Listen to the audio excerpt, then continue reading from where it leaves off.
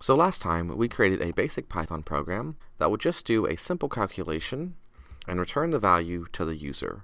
Now I talked about how we could make this a little bit more useful, a little bit better, because this is making a lot of assumptions. It's assuming that you're going to exercise the same amount and that you're going to do it every single day, whereas that's probably not true. You're going to probably exercise maybe a couple times a week for, I don't know, a few months or so. But we didn't even give the user that choice. Now, that aside, there's some things that we could have done to make this program better, technically speaking too. Not just the design of it, but being a little bit more efficient. So let's talk about that.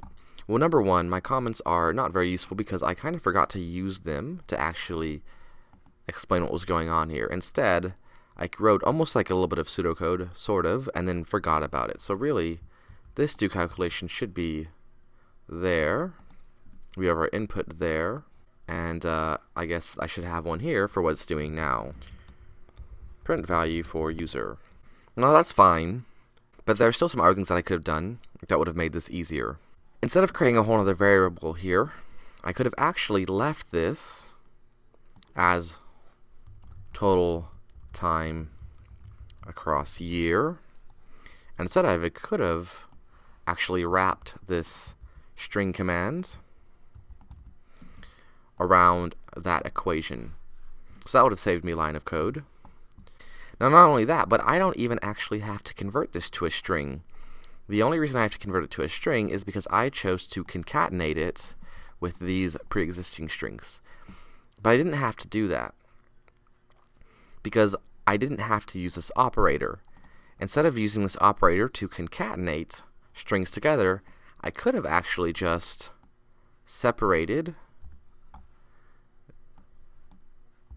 these with commas.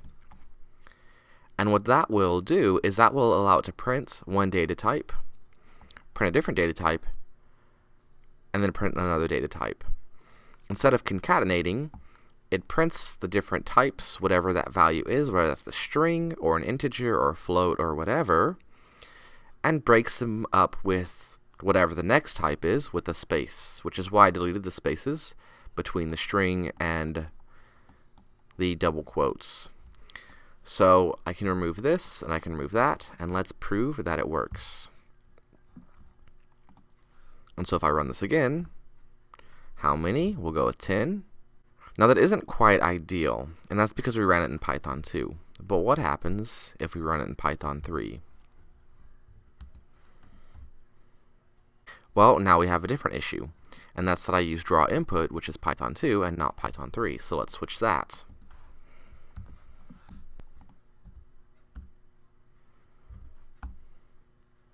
There we go. And so that's what we wanted to see, right?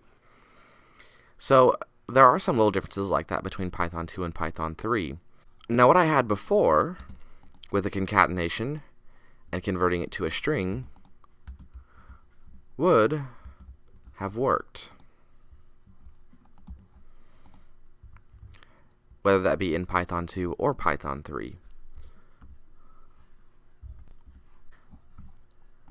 So if you're trying to create something that's functions in both, then you might want to stick with this method. But if you know that you're going to program something for Python 3, then you might want to use the other. It just depends on which version you want to program in, and to some degree, how much you really are concerned with that little bit of extra efficiency.